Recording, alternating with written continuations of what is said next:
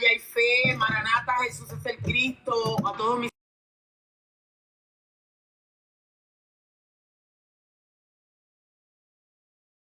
aquí reunidos de diferentes lugares de la tierra. Damos gracias a Dios y con temor y con temblor. Entiendo, ya hay fe, su voz temblorosa, porque me pasa lo mismo, porque es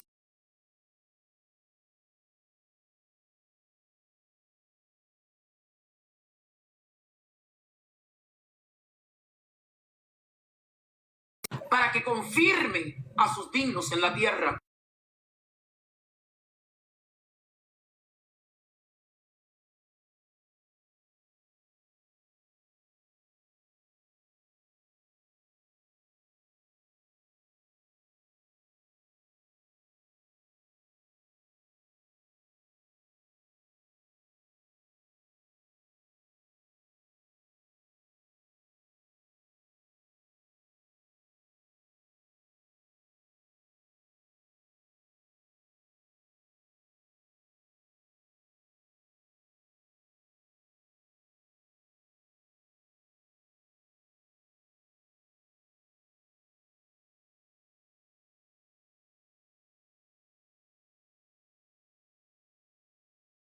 De Dios, todo cuanto hablamos es revelado por el Padre, plasmado en los 66 libros, pero necesitamos la ayuda de Dios para poder entenderlo, para poder creerlo.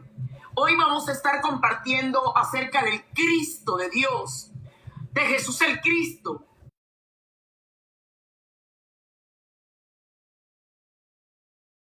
Envió a la tierra, que fue necesario de que el Cristo de Dios fuera enviado a la tierra, porque Dios vio tan necesario que su Mesías, que el Cristo viniese aquí a la tierra, que Dios mismo tomase cuerpo de hombre y viniese a la tierra. Pues si hay una enfermedad, se entiende que se necesita un médico. Y si hay un incendio, pues la gente tiene sentido común. Llaman a los bomberos. Que nadie llama a un futbolista para apagar un fuego, ¿verdad? Porque hay sentido común. Pero las personas muchas veces aquí erran en el blanco. No entienden que hizo necesario que Dios enviase al Cristo de Dios en la tierra. ¿Y por qué lo vemos así? Que esto es palpable en la tierra, este error garrafal. Porque se trata de resolver por sus propios medios lo que solo el Cristo de Dios, Jesús, el Cristo de Dios, pudo resolver. Y si se trata de resolver el problema verdadero de la humanidad, que lo vamos a estar mirando en esta noche, el problema verdadero o los problemas verdaderos, raíces, entonces es porque se cree que fue innecesario que viniese el Mesías, el Cristo de Dios, enviado por Dios a la tierra. Si yo puedo resolver los gravísimos problemas de los que estaremos hablando ahora, entonces estuviera diciendo, en vano envió Dios a Jesús el Cristo a la tierra, porque yo lo puedo resolver. Entonces, amados hermanos, a este punto miremos desde el principio. ¿Qué hizo necesario que Jesús el Cristo viniese a la tierra? Pues a resolver los verdaderos y gravísimos problemas que tiene la humanidad. ¿Cuáles problemas? El pecado de violentar el pacto de Dios, la separación eterna entre Dios y el hombre y Satanás. Estos tres gravísimos problemas que no es posible resolverlo a cualquier manera. No es posible derrotar a Satanás atándolo, gritándolo, levantándome a las 4 de la madrugada, poner una cruz de aceite detrás de la puerta, hacer conjuros, orar mucho, ayunar mucho, hacer mucha obra. No resuelve el problema llamado Satanás. Porque ya en Génesis capítulo 3, versículo 1, Dios lo plasma a través de las Sagradas Escrituras. serpiente era astuta, más que todos los animales del campo que Dios había hecho, el cual dijo a la mujer: ¿con que Dios te ha dicho que no comas de todo árbol del huerto? Recordemos que Dios había dado su pacto en el Génesis 2, 16 y 17 al hombre y a su mujer. Ellos tenían la verdad de Dios, tenían el mandamiento, tenían su pacto, su palabra, su voz.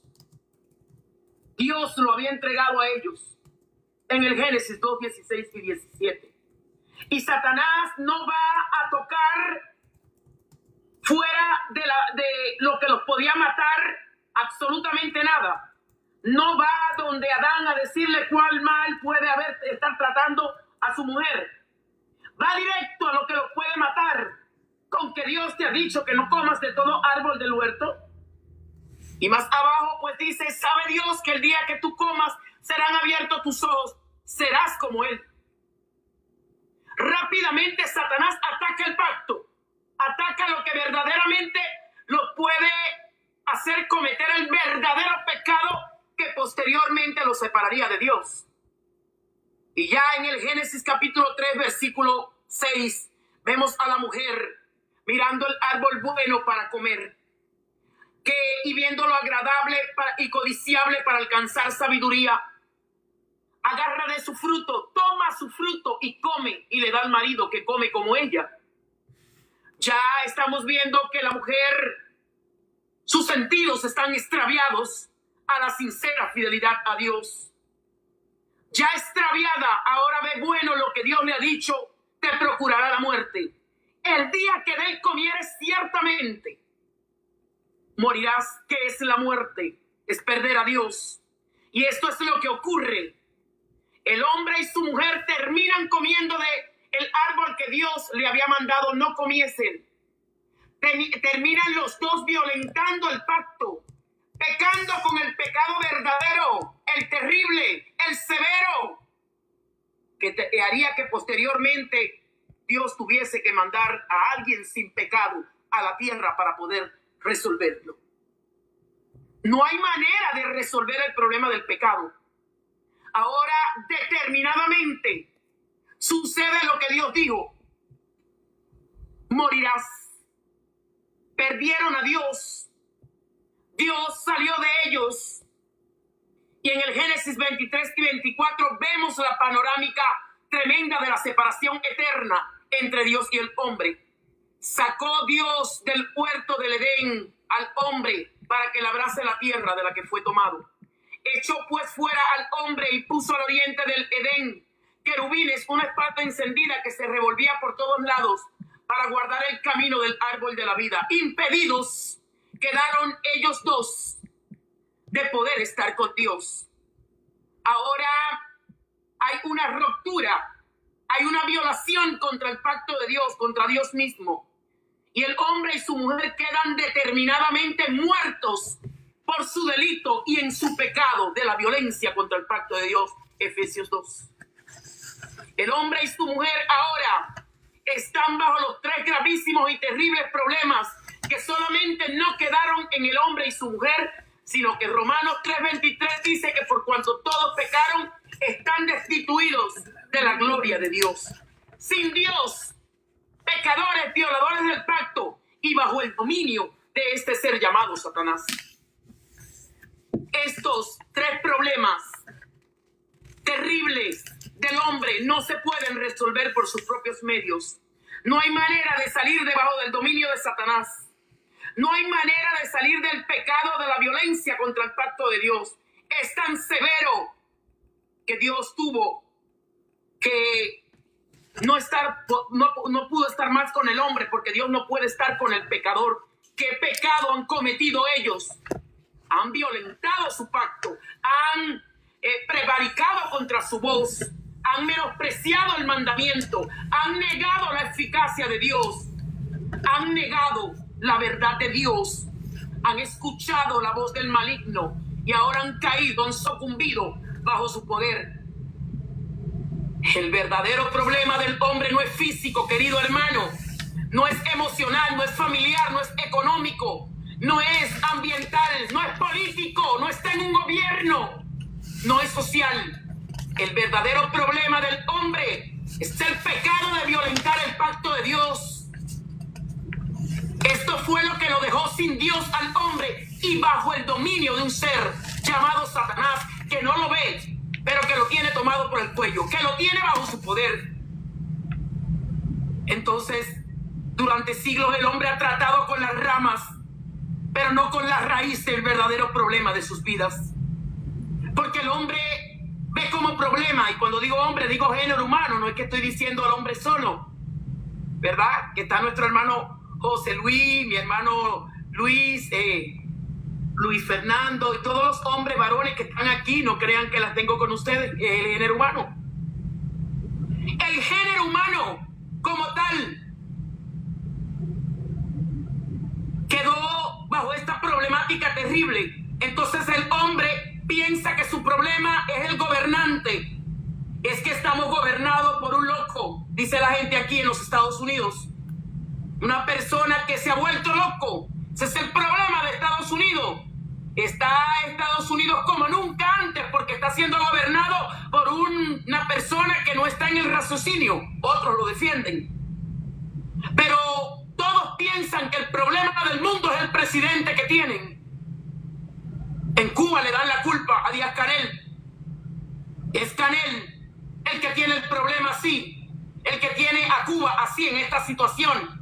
Los cubanos están padeciendo, están muriendo por causa de Díaz-Canel, pero no entienden que detrás de Díaz-Canel está Satanás que domina su vida, pero que no solamente domina a Díaz-Canel y a todos los presidentes de la tierra, sino que está dominando sus propias vidas.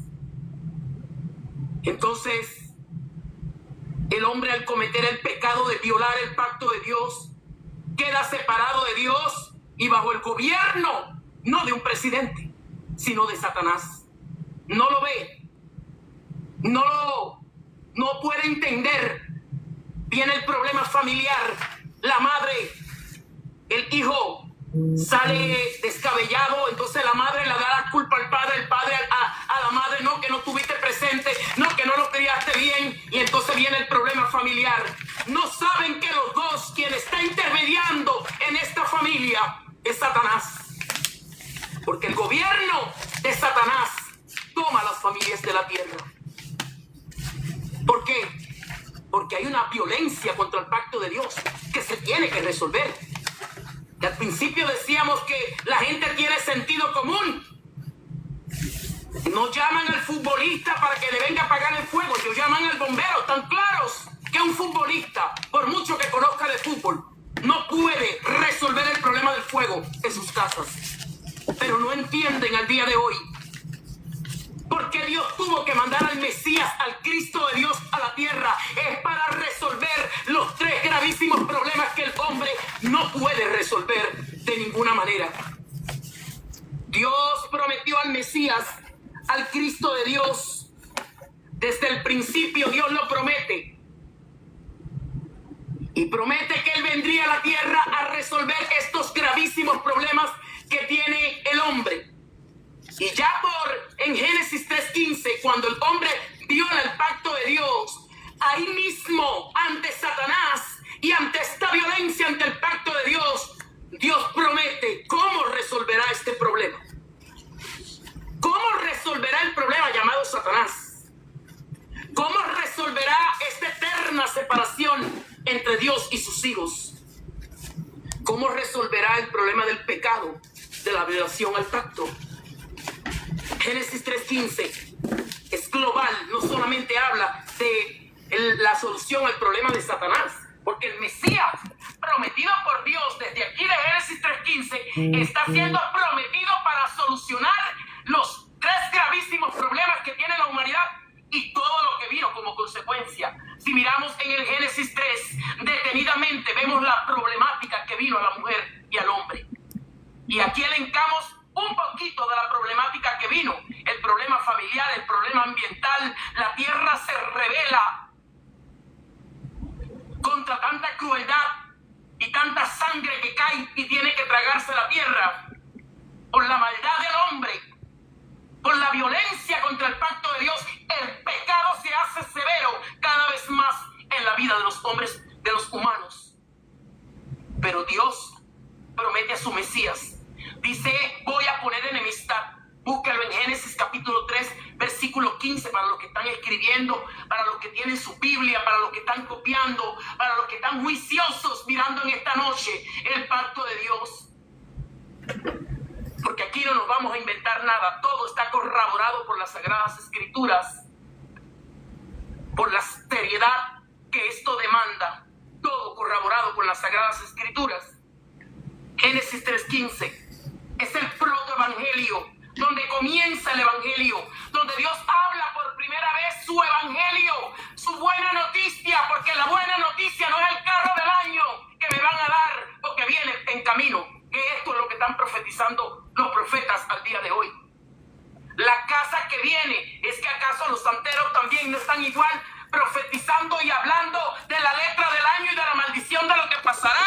Pues la religión ha caído en esta baja promesa, haciendo ver que lo que Dios promete es la casa, el carro, pero lo que Dios está prometiendo en Génesis 3:15 es que de la simiente de una mujer vendría aquel que quitaría el problema llamado Satanás de en medio, problema de haber violentado el pacto de Dios y la separación eterna entre Dios y el hombre. Vamos a leerlo literal. Y pondré enemistad. Y aquí es Dios quien está hablando, en el Génesis 3:15. Es Dios sentenciando a Satanás y dando su pacto por primera vez, su solución perfecta. Y pondré enemistad entre ti y la mujer, entre tu simiente y la simiente suya. Esta te herirá la cabeza, tú le dirás el carcañal. Dios hablando de su Mesías, del Cristo de Dios, de este que vendría a solucionar estos tres gravísimos problemas que el hombre no cree, no entiende, no ve, pero son problemas reales. Y en Isaías 53, 5, 6, desde el Antiguo Testamento, y esto es porque la gente dice que el Evangelio comienza en el Nuevo Testamento, en Mateo, y no pueden ver que Dios ya habló por el Antiguo Testamento cómo resolvería el problema del pecado, de la violencia contra el pacto de Dios. Y ya en Isaías 53, 5, 6, Dios dice, herido fue por nuestras rebeliones, molido por nuestros pecados. El castigo de nuestra paz fue sobre él, y por sus llagas fuimos nosotros curados. Todos nos descarriamos como ovejas, cada cual se apartó por su camino, pero Dios cargó el pecado, en él el pecado de todos nosotros.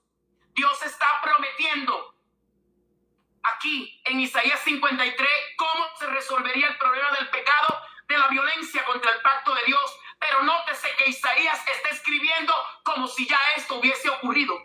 Está viendo solucionado el problema del pecado Isaías, y así lo escribe. Mas él herido fue, hablando como si ya lo hubiese visto. Es que ellos se aferraron al invisible.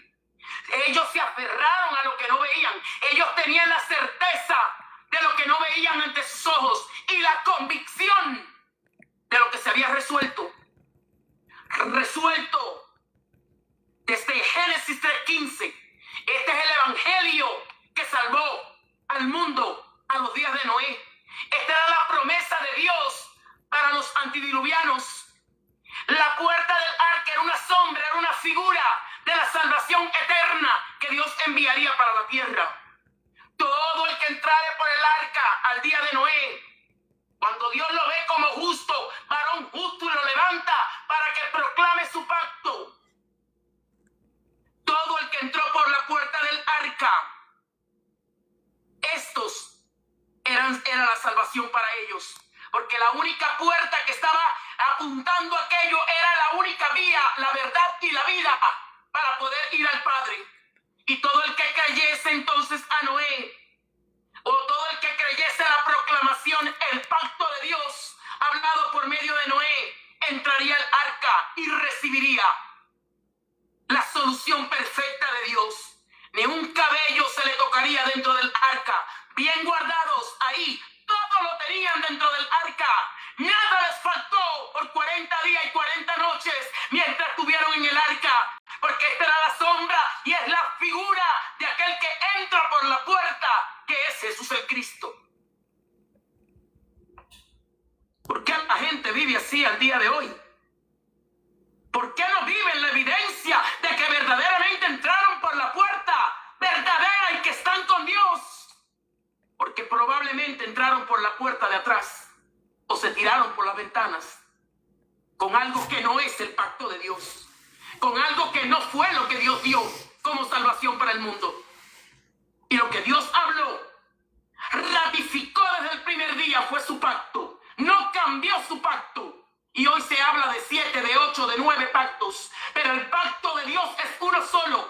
Juan capítulo 1, versículo 1 dice: en el principio, Él era el verbo. El verbo era con Dios y el verbo era el mismo Dios. Y en el versículo 14, por si no entendemos, dice: y este verbo se hizo carne y habitó entre nosotros. Así que lo que es desde el principio entregado al hombre, ahora se hace carne y viene a la tierra. Pero ¿por qué se tuvo que hacer carne? El Cristo de Dios, el verbo entregado desde el principio, ¿por qué vino y se tuvo que hacer carne? Por los 3 gravísimos problemas terribles que tiene la humanidad. ¿Acaso a Dios no le duele ver toda la problemática diaria que se vive en la tierra? ¿Acaso Dios se goza cuando ve todo lo que se está viviendo sobre la tierra, queridos hermanos? No. Dios no se goza de ver todo eso. Dios espera que el hombre le crea. Porque es que incansablemente Dios habló por todo el Antiguo Testamento. No faltó Dios de hablar un instante de la solución. No dejó un instante de hablar de la solución a la problemática terrible que tiene el mundo. Y por todo el Antiguo Testamento trata del Mesías, del Cristo de Dios, de Jesús el Cristo, que viene a resolver esta problemática tremenda. Y Isaías 53, 5, 6 lo pudimos ver. Isaías hablando de la solución ya resuelta. Herido fue por nuestras rebeliones y molido por nuestro pecado. El castigo de nuestra paz fue sobre él y nosotros, por sus llagas, fuimos nosotros curados. ¿Curados de qué? ¿De la enfermedad? ¿Curados de la podrida llaga que es el pecado de la violencia contra el pacto de Dios? ¿Curados de esta podrida llaga que es el verdadero problema que tiene el hombre? Dios, por todo el Antiguo Testamento, habló abundantemente de su Mesías, del Cristo de Dios, y lo hizo por sombra, lo hizo por figura, para que estuvieran bien apercibidos cuando el Mesías apareciera en Israel. Entendieran, de este habló el Antiguo Testamento. Tenían los rollos, queridos hermanos, y los rollos abundantemente, los profetas abundantemente inspirados por Dios hablaron del Mesías. No hubo otra cosa que por tantos años Dios hablara sino del Mesías, del Cristo de Dios, que debía venir para cuando apareciera triunfante, cuando lo vieran aparecer, ellos se percataran: de este fue que habló David, de este fue que habló Moisés, de este fue que habló Jeremías, de este fue que habló David. Pero cuando se apareció ante su pueblo, lo mataron. ¿Por qué? Porque no le creyeron. Y hoy la gente llora y se entristece. Aquellos lo mataron, pero ¿qué están haciendo hoy con él? De igual manera no le creen que él es el Mesías, el Cristo de Dios, y ha aparecido un Jesús que está usurpando a Jesús el Cristo, usurpando al Mesías de Dios en los púlpitos. Y lo vamos a ver más adelante con las Sagradas Escrituras. Entonces, Dios habló y dijo que a través de este Jesús, que vendría con un oficio a la tierra, el oficio del Cristo, resolvería el problema de la eterna separación entre Dios y ellos. Este sería el que reconciliaría a Dios con su pueblo. Y Isaías 7:14 escribe, habla de esto: por tanto el Señor mismo dará la señal. Ahora ya no será un profeta, ahora el Señor mismo dará la señal: la Virgen va a concebir y llamará su nombre Emanuel, que significa el que reconcilia al hombre con Dios. Dios está abundantemente hablando de cómo se resolverán los 3 gravísimos problemas de la humanidad para que se aferren. ¿Quién es este Emanuel?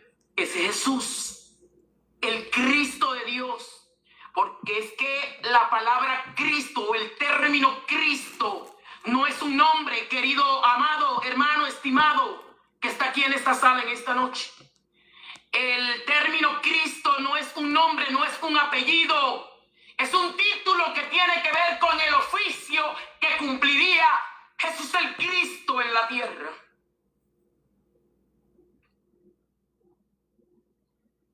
Cristo no es el nombre del Hijo de Dios, no es un segundo nombre, no es un apellido, no es un sinónimo de Yeshua, ni es un equivalente de Yeshua, de Jesús. La palabra Cristo es la forma griega para señalar el oficio de Jesús el Cristo de Dios. Con este oficio Él vendría a resolver los verdaderos y gravísimos problemas que tiene el hombre, es decir, Satanás, el primer problema terrible que tiene el hombre, el pecado de violar el pacto de Dios y la separación eterna entre Dios y el hombre. Entonces, cuando el título Mesías, para entender un poquito mejor, cuando el título Mesías salió de entre los judíos y entró en gente que no entendían el sentido de este título, se perdió su significado, se quitó el artículo él y se convirtió equivocadamente en otro nombre del Mesías, el Cristo de Dios, el Hijo de Dios. Se volvió algo que la gente quedó mirándolo como un apellido. Ahora la gente piensa que el Hijo de Dios se llama Jesucristo. Pero el Cristo es un oficio, como gramáticamente el doctor es un oficio, el bombero es un oficio, y cada vez que nosotros apegamos el oficio, se lo pegamos el oficio al nombre Lacey doctora, escríbalo así, y Lacey se presenta en un lugar y dice, ¿cómo usted se llama? Dice, yo Lacey doctora, ahí mismo le dicen, bueno, señora, en primer lugar, un nombre pegado a un oficio y sin un artículo es un disparate. ¿Dónde se presenta usted? ¿Quién la tiene a Lacey como justa, como clara en lo que está hablando? Y esto mismo hicieron las transliteraciones con el nombre. Tomaron el nombre, le arrancan la S, le pegan Cristo, hacen un nombre conjugativo, Jesucristo, y la gente, como no tiene claridad en que este Jesús, Hijo de Dios, es el Cristo, viene como el Cristo, o esto es un título que viene a resolver la problemática del hombre, entonces se toma con un conjugativo y así están ciegos, como estuvimos 20 años nosotros también. 20 años pidiendo a Dios en el nombre de Jesucristo, y Dios desde las alturas. Ahora entendemos por qué la vida en Jesucristo, en este conocimiento, en esta transliteración, en esta ofensa ante Dios, no tuvo una respuesta plausible de que venía de parte de Dios. Lo de Dios no añade tristeza cuando viene. Gente añadiéndole que es Dios quien les está dando, y les está añadiendo más tristeza que gloria. Entonces entendíamos ahí por qué es que no recibíamos respuesta. Debemos entender que es que predicadores y creyentes se acostumbraron a usar la palabra Cristo desconociendo su significado, pero hoy usted está aquí para que salga de esta aberración. Como a mí un día también me lo predicaron y Dios me abrió el entendimiento, porque si se toma en la carne y no tenemos la ayuda de Dios, no podremos ver esto con la seriedad, y lo podremos ver, le podemos decir como nos dé la gana, total, Mire usted si le podemos llamar como nos dé la gana y usted puede ir a cambiar un cheque del banco con un nombre que no es el suyo o se lo unan a su título para ver si puede presentarse al banco para cobrar un cheque con su nombre pegado a un título. Es imposible, queridos hermanos. Es que los predicadores y creyentes se acostumbraron a usar la palabra Cristo desconociendo su significado y su contenido. Entonces, este contenido vemos que abarca los 66 libros. Cristo, o la palabra Cristo, que tendría que tener el artículo Él, como todos los títulos, tiene que ver con el oficio que cumplió el Mesías de Dios, el Cristo de Dios, que cumplió Jesús, el Hijo de Dios. Vamos a ver las Escrituras, donde se le llama ungido, que es lo mismo que Cristo, ungido. Se levantarán los reyes de la tierra, en el Salmo 2:2. Se levantarán los reyes de la tierra y príncipes consultarán unidos contra Jehová y contra su ungido, diciendo. Entonces aquí vemos donde se usa el término ungido para hablar de lo que sucedería cuando apareciera el Mesías de Dios. Esto es una profecía que escribió David con respecto al Mesías de Dios cuando apareciera la tierra. Se levantarán contra Dios y contra su ungido. Aquí David no está hablando de él, está hablando de cuando viniera, cuando apareciera el Mesías de Dios, el Cristo de Dios, el verdadero ungido, que sacerdotes y pueblo en común se levantarían no solamente contra este ungido, contra este Mesías, contra el Cristo de Dios, sino que contra Dios mismo, violando nuevamente el pacto de Dios en la propia cara del verdadero ungido de Dios, Jesús el Cristo. Otro texto donde nos habla de esta unción o de este ungido, Salmo 45:7. Has amado la justicia, has aborrecido la maldad, por esto te ungió Dios, el Dios tuyo, con óleo de alegría, más que a tus compañeros. Claro, ¿quién eran los compañeros? Eran los sacerdotes, los profetas y los reyes del Antiguo Testamento. Y aquí David está hablando de lo que sucedería con el verdadero ungido, esta unción verdadera depositada sobre Jesús, que sería la que vendría a resolver de manera perfecta, completa y eterna estos tres gravísimos problemas terribles que sus compañeros, los profetas, sacerdotes y reyes, no pudieron resolver. Esta unción verdadera que vendría sobre el Mesías de Dios, sobre el verdadero ungido de Dios, Jesús. Es este ungido, es este Cristo, es este que Dios envió a solucionar perfectamente los problemas del hombre. Y aquí entendemos, los profetas no pudieron reconciliar al hombre con Dios, aunque ellos eran los que llevaban la voz de Dios al pueblo. No tenían la verdadera unción de la que está hablando aquí el Salmo 45, o no eran los verdaderos ungidos por Dios para solucionar el grave problema eterno del hombre, porque ellos también nacieron siendo pecadores. David nació bajo el dominio de Satanás de igual manera que todos los demás, aunque Dios lo ungió para así hablar, para así proclamar del verdadero que vendría. Todo cuanto Dios hizo con reyes, profetas y sacerdotes era anunciando al que vendría, al verdadero. Dios los levanta. Se percatan ellos que los profetas, por ejemplo, no siempre hablaban lo real, lo verdadero. Se ponían de acuerdo para hacer lo malo, hablaban la mentira. Y el pueblo perecía por causa de ello. ¿Cuál era el mensaje de Dios en todo esto? Que se percataran que necesitaban el verdadero ungido. El verdadero ungido de Dios, el Cristo de Dios, que cuando Él viniese, sí verdaderamente, no solamente iba Él a ir al Padre y llevarle la voz al pueblo, sino que ahora sería el camino al Padre que nos llevaría a todos con Él eternamente, no por un rato, como lo hicieron los antiguos, como los hicieron los compañeros. Cuando viniese el Mesías de Dios, el verdadero sacerdote, resolvería el problema del pecado de manera perfecta, completa y eterna, y ya este pecado resuelto, ahora el podría estar eternamente ante la presencia de Dios. Los antiguos no pudieron. Toneles de millones de sangre de corderos fueron derramadas que no pudieron resolver el problema del pecado. Y lo vamos a ver un poquito más adelante.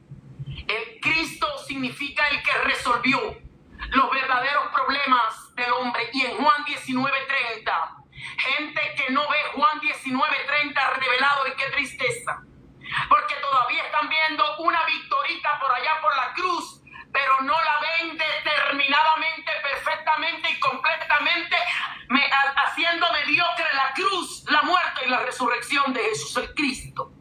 Pero no fue así. En Juan 19:30 es Jesús el Cristo, mi hermano amado, en el punto más alto de la obra.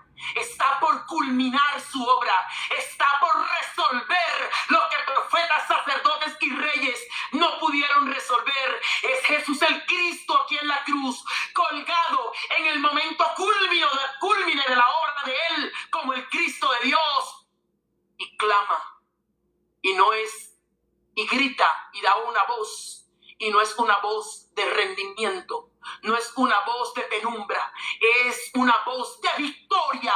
Y dice que cuando Jesús hubo tomado el vinagre, dijo: consumado es, e inclinando la cabeza, entregó el espíritu. ¿Qué significa consumado es? Todo ha quedado resuelto. El problema del mundo acaba de terminar. Acabo de reconciliar los hijos con su padre. Voy al Padre y se abrirá el camino vivo y nuevo para encontrarse con Dios eternamente. Y como evidencia, en la tierra se rompe y se rasga el velo del templo en aquella hora. Hablando así, que la separación desde Adán y Eva, desde haber violentado el pacto de Dios, allí había quedado resuelta. Los querubines y espada encendida que Dios puso para guardar el camino del árbol de la vida habían estado quitados eternamente, para que ahora su pueblo pueda ir al Padre a cualquier hora del día. Porque los sacerdotes, si no era por medio de sangre continua, no podían ni siquiera ellos ir donde Dios. Pero Jesús el Cristo en la cruz está diciendo: todo ha quedado consumado. Pero qué triste y qué pena es la penumbre terrible que se vive en el mundo al día de hoy. La gente no lo cree. Las llamadas congregantes no lo creen. Yo por 20 años estuve ahí ciega. Por eso es que hoy le doy con todo esto, para ver si alguien se percata y sale de la maldición en la que yo estuve por años, creyendo en un Jesús que mera resolvió un poquito el pecado, pero que no lo resolvió completamente, y seguimos siendo pecadores. En un Jesús que todavía hay que hacer mucha obra para derrotar a Satanás, para quitarle el dominio a Satanás. Y todavía Satanás hay que reprenderlo, atarlo, ponerlo, quitarlo. Y muchas obras que se hacen hoy, la gente vive resolviendo en las congregaciones. Y todo es consecuencia de no creer a Juan 19:30. Pero aquí está el Hijo de Dios. No fue un ángel que vino y dijo esto. No fue una promesa de Dios. Fue el Cristo de Dios que allí en aquella cruz estaba diciendo: todo ha quedado resuelto. Cualquier intento de acercarse a Dios sin esta fe es una ofensa a Dios y a Jesús el Cristo. Y por muchos años estuvimos ofendiendo al Padre, haciendo obras que ya Él había resuelto. Humanamente, usted se puede ofender si yo digo: mi hermano, mire, ya yo hice eso por usted, ya yo se lo resolví, no vaya. Y al otro día yo paso y lo veo a usted tratando de resolver lo que ya yo le dije que le había resuelto. ¿Qué cosa es eso? Eso es menosprecio a mi persona.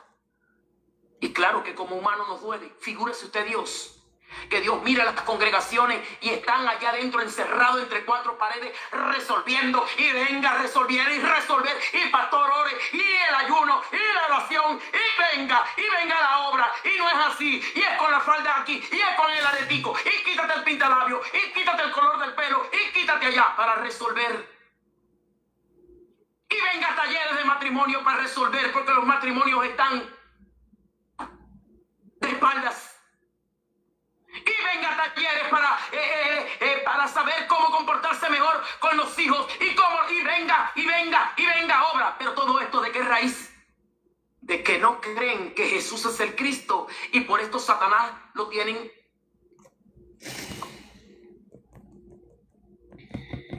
Si el hombre no cree que Jesús es el Cristo, que esto es lo que Dios pide, la gente le mete mucha cosa, mucha obra. Si el hombre no se le revela de parte de Dios que Jesús es el Cristo, su pecado va a morir. Le dijo Jesús el Cristo a los judíos de la época: si ustedes no creen que yo soy, en vuestro pecado se van a morir. ¿Y qué es que lo que significa ante ellos yo soy? Porque sabían que se llamaba Jesús. Ellos sabían que se llamaba Jesús porque había nacido allí. Porque tal vez había jugado con muchos de aquellos hombres que estaban allí. Lo conocían que se llamaba Jesús. Pero lo que no pudieron entender es que era el yo soy. Significaba el Cristo de Dios, el verdadero ungido de Dios, el que vino verdaderamente a desentronar a Satanás de sus vidas. Que vino a resolver el problema del pecado de manera eterna, completa y perfecta. El que vino a abrir el camino vivo y nuevo para que ahora sí ustedes estén con Dios. Es que Jesús, el Cristo, hizo una obra perfecta, completa y eterna. Y como verdadero rey, Él solucionó eternamente el problema llamado Satanás. Y ya lo leímos en Génesis 3:15. Vino de simiente de mujer. Pero en el Nuevo Testamento, Dios habla esto en el Antiguo Testamento, en Génesis 3:15. Y ahora los apóstoles están hablando de que así mismo se concluyó esto, como Dios lo habló, así mismo se dio por hecho. Ellos ahora, los apóstoles, en Hebreos capítulo 2, versículos 14 y 15, están poniendo cuño a lo que Dios dijo por el Antiguo Testamento como promesa para los antiguos. Así que por cuanto los hijos participaron de carne y sangre, Él también participó de lo mismo, para destruir por medio de su muerte al que tenía el imperio de la muerte, esto es a Satanás. Dice que lo destruyó. Pero la gente no lo cree al día de hoy. Como verdadero sacerdote solucionó el problema del pecado. Isaías 53, 5, 6. En el Antiguo Testamento, Dios lo prometió, lo habló. Y Hebreos 9, 12 al 26 dice: no por sangre de machos cabrios ni de becerros, sino por su propia sangre entró de una vez y para siempre al lugar santísimo, habiendo obtenido eterna redención. De otra manera le hubiera sido necesario padecer muchas veces desde el principio del mundo, pero ahora en la consumación de los siglos te ha presentado de una vez y para siempre por el sacrificio de sí mismo, para quitar de en medio el pecado. Bendito el nombre de Jesús, el Cristo. Dice que quitó de en medio el pecado. Dice que los sacerdotes se la pasaron haciendo sacrificios de animales que no pudieron quitar el pecado, pero dice que ahora se presentó una vez por un sacrificio y resolvió este problema para siempre. Pero la gente no lo cree. La gran dialéctica que tienen hoy muchas congregaciones es que siguen negando la eficacia de este Hebreos 9, 26. Lo tararean, pero no lo creen. Porque cuando decimos que el problema del pecado fue quitado de en medio, que el pecado no tiene más autoridad, ni en este siglo ni en el venidero, para aquel que cree, dicen: no, yo soy un pecador y todavía tengo que seguir resolviendo hasta que venga Jesús el Cristo mi pecado. Y todos los días se las pasan pidiéndole a Dios por las mismas cosas, perdón por lo mismo. ¿Le agrada a usted que si usted ha perdonado a alguien, lo ha limpiado, ya lo ha olvidado, esta persona diariamente esté ante usted pidiéndole perdón por las mismas cosas?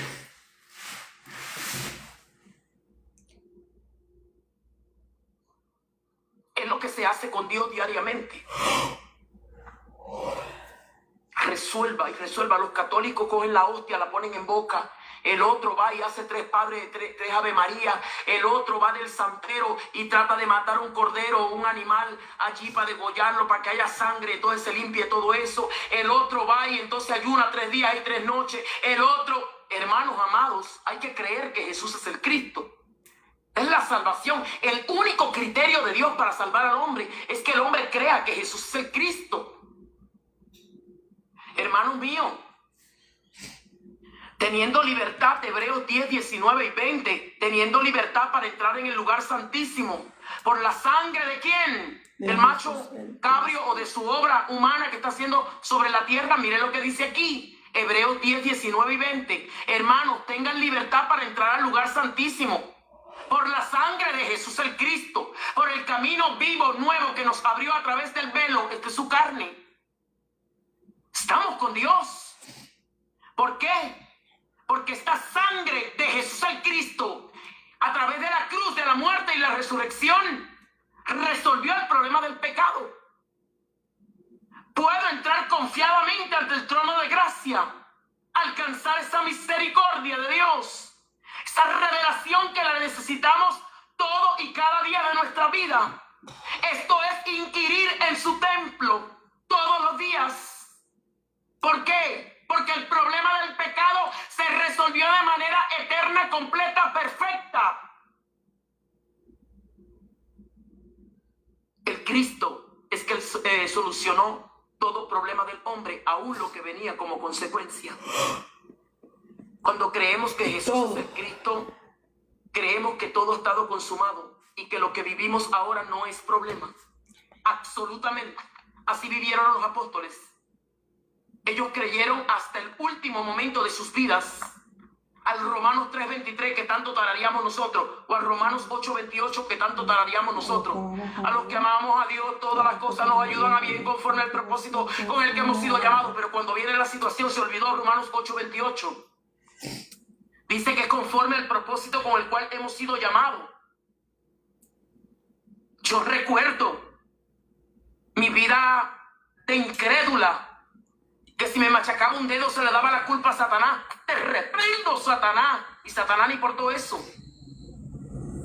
Porque se tiene más a Satanás en boca para reprenderlo, para atarlo y para todo eso, que dándole la gloria a Dios por lo que Él hizo en la cruz, en la muerte y en la resurrección. Es que se vive por temor de la muerte.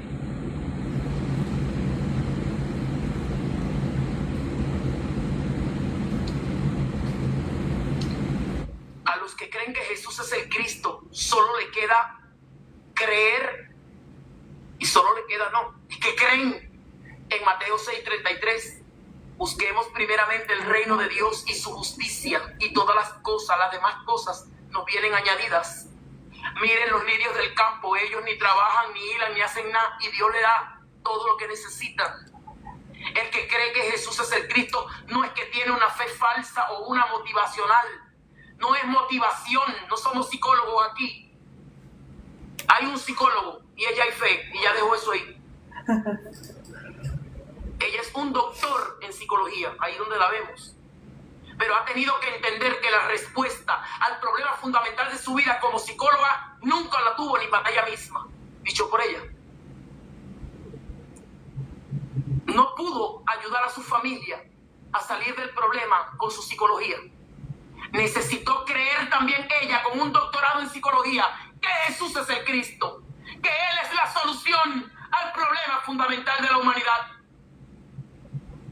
Si creo que Jesús es el Cristo y cumplo el pacto de la evangelización mundial, Dios se encarga de todo lo demás, porque Adán y Eva lo único que tenían que hacer era mirar el pacto que era representado en el árbol, mirar el pacto, creer al pacto, aferrarse a la voz de Dios, creerla, y Dios había dispuesto todo lo demás para ellos. Era Dios en ellos gobernando el mundo. No era Adán y Eva machacándose para ver cómo le salían los hijos, para ver cómo le sale... No, Dios en ellos gobernando el mundo. Así era para Adán y su mujer. Y hoy para nosotros que volvimos al estado original, porque si se resuelve el problema llamado Satanás para nosotros, que ya no gobierna nuestras vidas, si se resuelve el problema del pecado, de la violencia contra el pacto de Dios y Dios y nosotros, entonces volvemos al original nuevamente. De nada hago caso, ni estimo preciosa mi vida, con tal de correr mi carrera con gozo y el llamamiento que el Señor Jesús el Cristo me dio para que yo cumpliese en esta tierra. Así viven los salvos. Así viven los que han creído que Jesús es el Cristo. Ahora tienen una sola mira y es cumplir la evangelización mundial, porque entienden que este pedazo de tierra y este poquito de días que se le ha dado sobre la tierra solamente es para buscar a los dignos, a los preparados por Dios, para que su Señor, su dueño, su verdadero esposo, este que es el novio verdadero de la novia que es su iglesia, regrese a la tierra por ellos. Es que esta es la novia que está ataviada mañana, tarde, día y noche, sentada en lugares celestiales, no guerreando contra Satanás, sino gustándole la victoria que tuvo su novio, su verdadero esposo por ella. Pero ¿por qué guerrean al día de hoy todavía? Porque no son novia, porque no son la verdadera esposa. Por eso es que tengo que vivir guerreando. Porque si soy la novia, lo de mi amado me pertenece. Todo cuanto Él es, a mí se me ha sido dado. Pero si no estoy conscientemente de esto, voy a tener una lucha continua, porque todavía no, Él, mi amado, no ha resuelto mi verdadero problema. Se vivirá una guerra. La iglesia guerrera, nos llamaban a nosotros allá. Éramos los guerreros. ¿Guerreros de qué? Partida de hipócrita que éramos todos, queriendo darle una solución al mundo que nosotros mismos no teníamos dentro de nuestros hogares. Oiga, la verdad, y no me gusta hablar mis cosas porque son mías, pero si a alguien le sirve para que se percate que la religión no salva, que es un gran engaño y pueda salir de ahí esta noche, pues bienvenido sea. 27 años en Italia. Soy esposa de italiano. Y claro, en Italia estaba en ya un movimiento de mujeres que éramos guerreras y vivíamos guerreando. Y claro, cuando venía entonces de aquella guerra de la calle, la guerra la tenía en casa. ¿Pero por qué? No era Satanás, era la ira de Dios, porque estaba tratando de resolver lo que ya el Mesías, el Cristo de Dios, había resuelto. Ofendiendo a Dios, que es Satanás ni que es Satanás. Bajo la ira de Dios, por negar la eficacia de la cruz, por negar la eficacia de esa cruz donde hubo sangre, donde hubo dolor, donde los clavos sí dolieron, porque no es que vino con otro cuerpo, vino con cuerpo de hombre, donde el padecimiento fue vasto y la mayor humillación del Hijo de Dios fue bajarse en condición de hombre. La mayor humillación para Dios, bajarse a condición de hombre, siendo Dios, para poder venir a resolver el problema, para que usted diga que usted resuelve su problemita yendo a una congregación, dando 4 palmas, aleluya, aleluya, se va y al otro día vuelve a las mismas. Amado hermano, caiga de ahí, que Dios verdaderamente quite así ese velo que se le fue quitado a Pablo el día que cayó del caballo. Esa noche o ese día se le reveló verdaderamente quién era ese Jesús. Vamos a Mateo 16 para finalizar, por favor. Vamos a Mateo capítulo 16.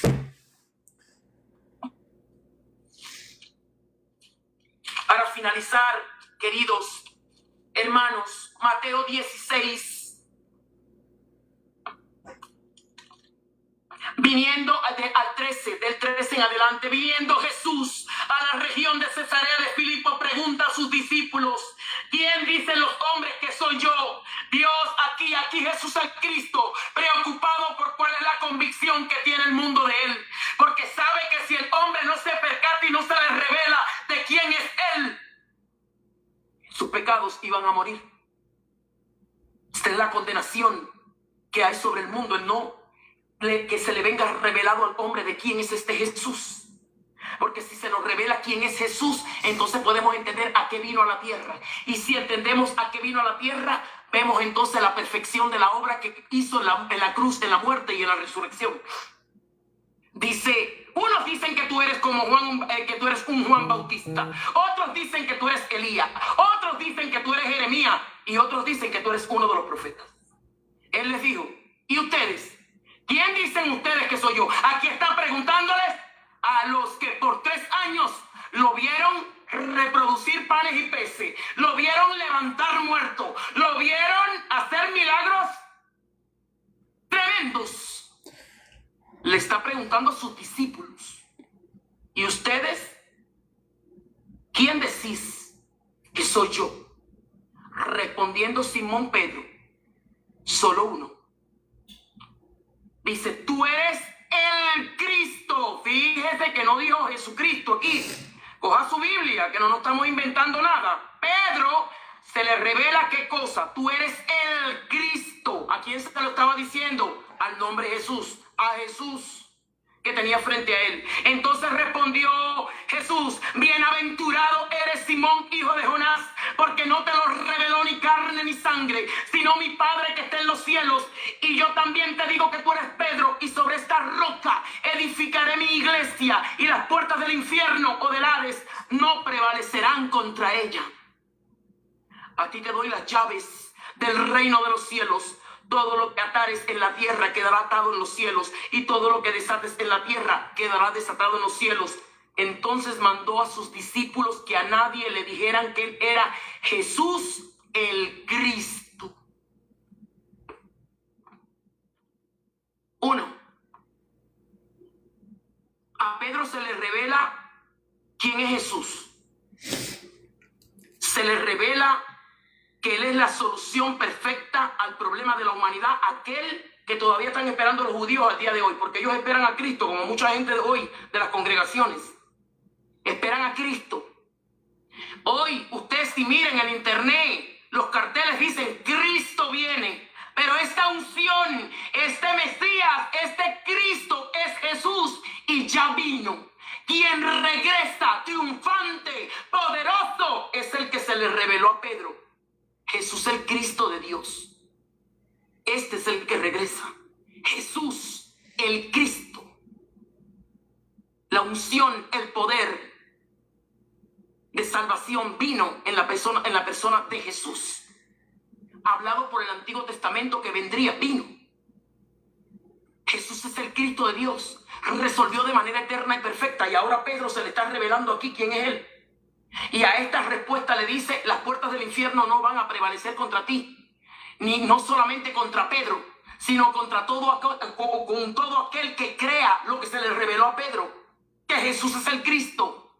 Estos son los que tienen la autoridad para sacar debajo del dominio de Satanás al mundo, a este mundo. Esta es la autoridad que se le está dando a Pedro aquí.